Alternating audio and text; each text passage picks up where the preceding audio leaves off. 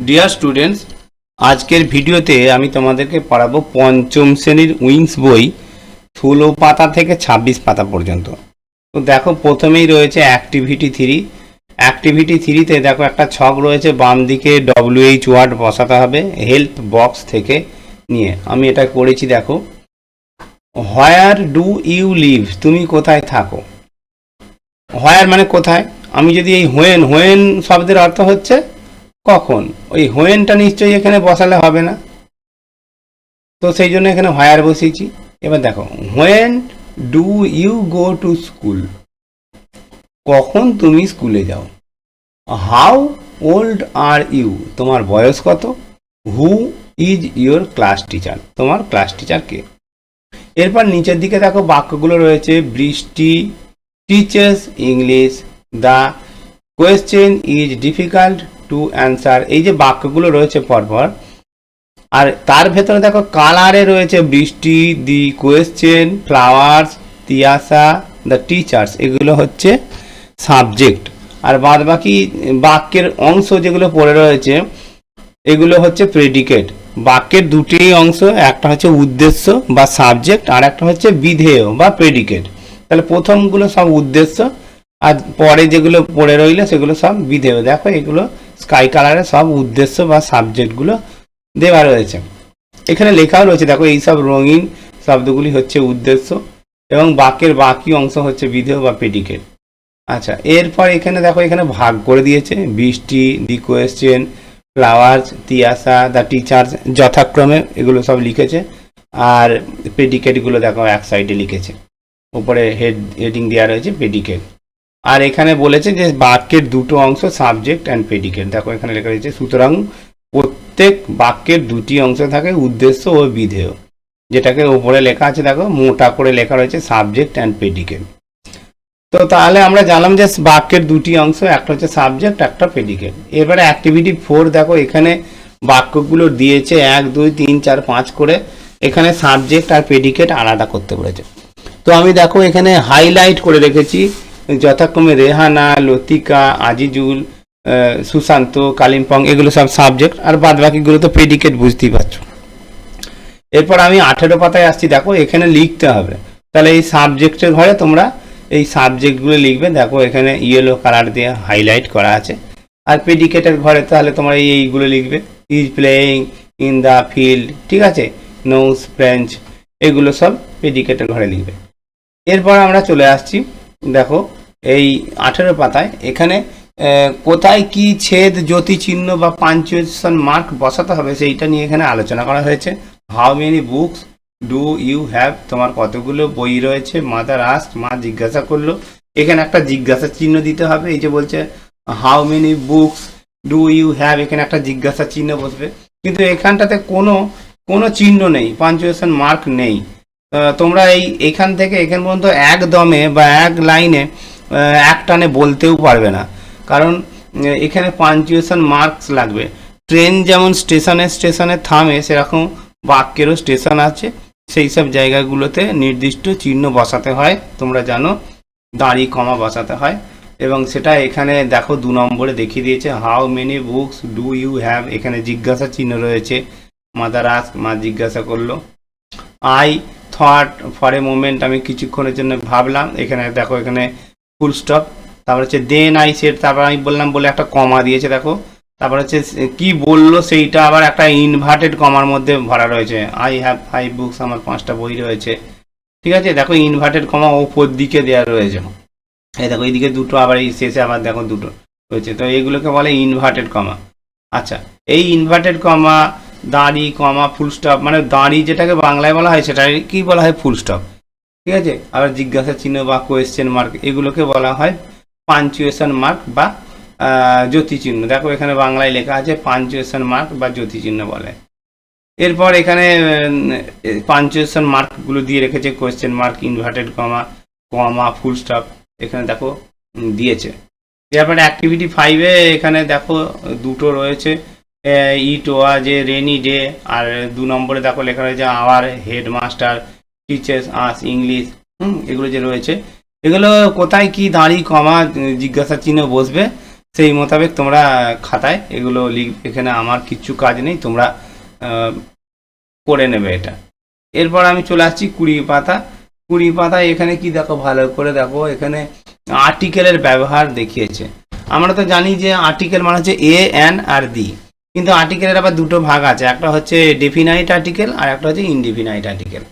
Definite শব্দের অর্থ হচ্ছে নির্দিষ্ট, যে আর্টিকেল দিয়ে কোনো নির্দিষ্ট বস্তুকে বোঝায় সেটা হচ্ছে ডেফিনাইট আর্টিকেল, সেটা হচ্ছে দি, THE, দি, দি হচ্ছে ডেফিনাইট আর্টিকেল। আর এ এবং এন হচ্ছে ইনডিফিনাইট আর্টিকেল, ঠিক আছে? এটা দিয়ে কোনো নির্দিষ্টভাবে কোনো জিনিসকে বোঝায় না বলে। তারপরে দেখো এখানে বাক্য কিছু দিয়েছে, he gave me a flower, সে আমাকে একটা ফুল দিল। এই যে এটা হচ্ছে একটা ইনডিফিনাইট আর্টিকেল। তারপরে দেখো A1 রুপি নোট, আমরা সাধারণত জানি ভাওয়েল থাকলে তার আগে অ্যান বসে আর কনসোনেন্ট থাকলে তার আগে এ বসে, কিন্তু এখানে দেখো A1 রুপি নোট, 1 এর ও, এটা তো ভাওয়েল, এখানে তো অ্যান বসার কথা, কিন্তু এ কেন বসলো? তার কারণ এখানে একটা কারণ আছে, ওই যে ও এর উচ্চারণ যদি ও এর মতোই হয় তাহলে কিন্তু তার আগে এ বসবে, সেই জন্যই A1 রুপি নোট হয়েছে, ঠিক আছে? পরেরটা দেখো নির্দিষ্ট নিয়ম মেনেই হয়েছে, এ স্নেক, যেহেতু আমাদের কনসোনেন্ট সেই জন্য ভাওয়েল বসেছে। আবার কিলো, কিলো, কে হচ্ছে কনসোনেন্ট সেই জন্য এ বসেছে, ঠিক আছে? আবার দেখো একদম নিচেরটা দেখো, এ ইউনিভার্সিটি, ইউ তো একটা ভাওয়েল, তার আগে তো অ্যান হওয়ার কথা, কিন্তু ইউ এর উচ্চারণ ইউ এর মতোই বলে তার আগে এ বসেছে, সেই জন্য এ ইউনিভার্সিটি। যেখানেই ইউ এর উচ্চারণ ইউ এর মতো হবে সেখানে এ বসবে। অ্যান অ্যাপেল, অ্যাপেল যেহেতু ভাওয়েল সেই জন্য অ্যান বসার কথা বসেছে। আর এরপরে এখানে দেখো বলছে যে এমএলএ, এম তো হচ্ছে কনসোনেন্ট, তাহলে তো অ্যান কেন হবে? এখানে তো এ হওয়ার কথা, তাই না? কিন্তু অ্যান হয়েছে। এখানেও একটা ব্যতিক্রমী সূত্র আছে, সেটা হচ্ছে এম এর উচ্চারণ এম এর মতো বলে সেই জন্য অ্যান বসেছে। এইভাবে তোমরা এগুলো ভালো করে পড়বে। পড়ার পর এবার এইখানে দেখো অ্যাক্টিভিটি 6 তোমাদেরকে করতে হবে। অ্যাক্টিভিটি 6 কোথায় এ বসবে, কোথায় অ্যান বসবে, হ্যাঁ, সেগুলো তোমাদেরকে দেখতে হবে। দেখো প্রথমে চলে আসি ডেফিনাইট আর্টিকেল। দি কোথায় কথা বসবে? যে জিনিস নির্দিষ্ট করে বোঝায়, যে জিনিস জগতে একটাই হয় তার আগে দি বসে। যেমন ধরো আমি বসেছি দি কাভেরি, কাবেরী নদী জগতে একটাই হয়, সেই জন্য দি কাভেরি করেছি। দেখো এরপরে এখানে দেখো দি স্টেটমেন্ট, একটা পত্রিকা নির্দিষ্ট করে বোঝানো হচ্ছে, এটা দি হয়েছে। এরপরে দেখো দি কুতুব মিনার, কুতুব মিনার তো জগতে একটাই হয় সেই জন্য দি বসেছে। দি হিমালয়স মানে হিমালয় পর্বত, এটা তো জগতে একটাই হয় সেই জন্য দি বসেছে। তাহলে দি এর ঝামেলা মিটে গেল। এরপর আমরা আসছি এ কোথায় কোথায় বসবে? যেখানে দেখবে যে কনসোনেন্ট, প্রথম অক্ষর যদি কনসোনেন্ট থাকে তাহলে তার আগে এ বসে।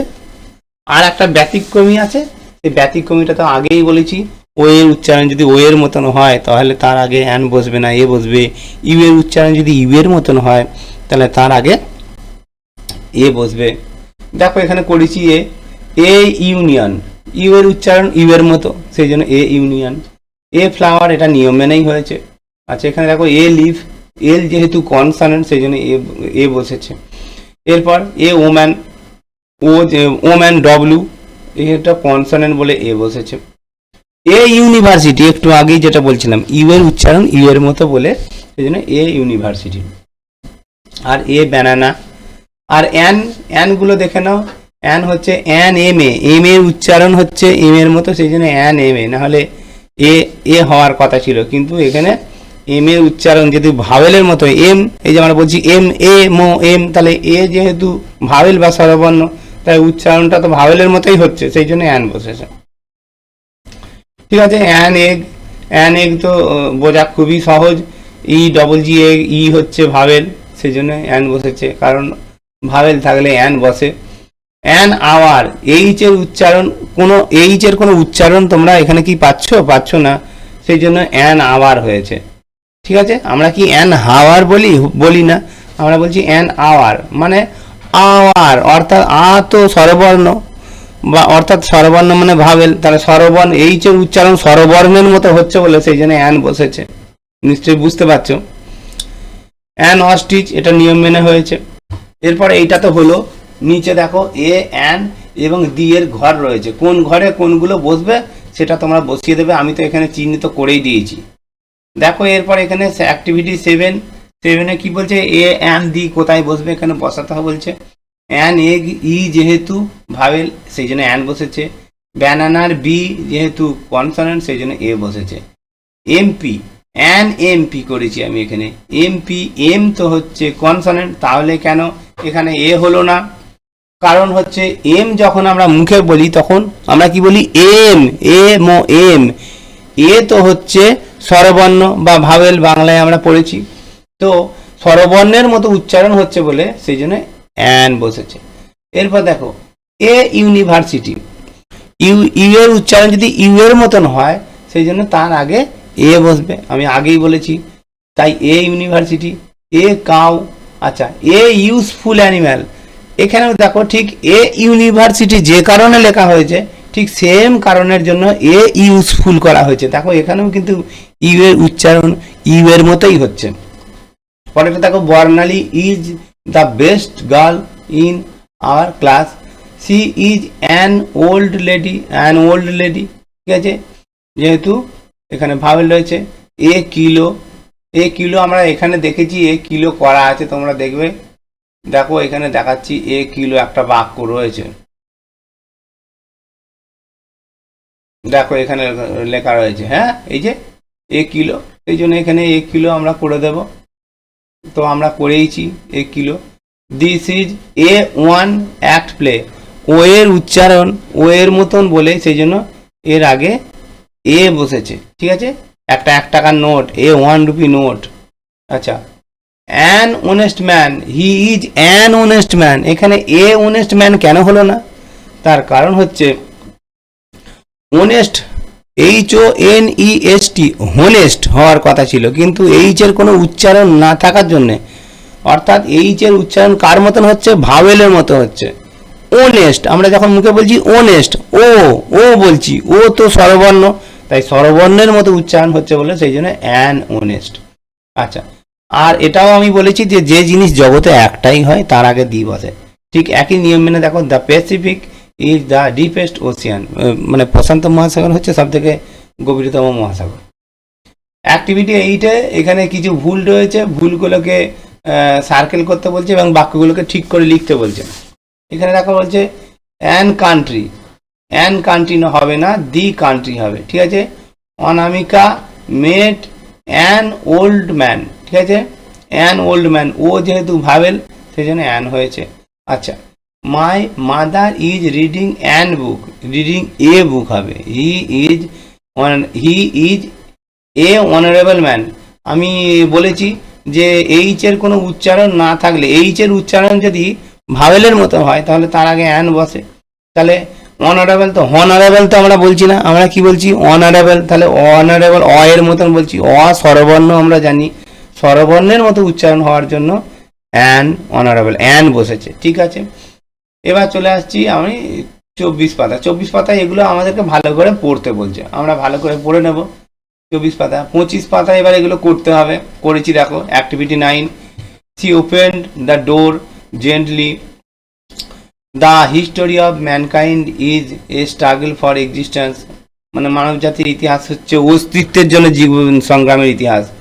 We all celebrate different festival, আর তারপর হচ্ছে the student explain why he was late in school.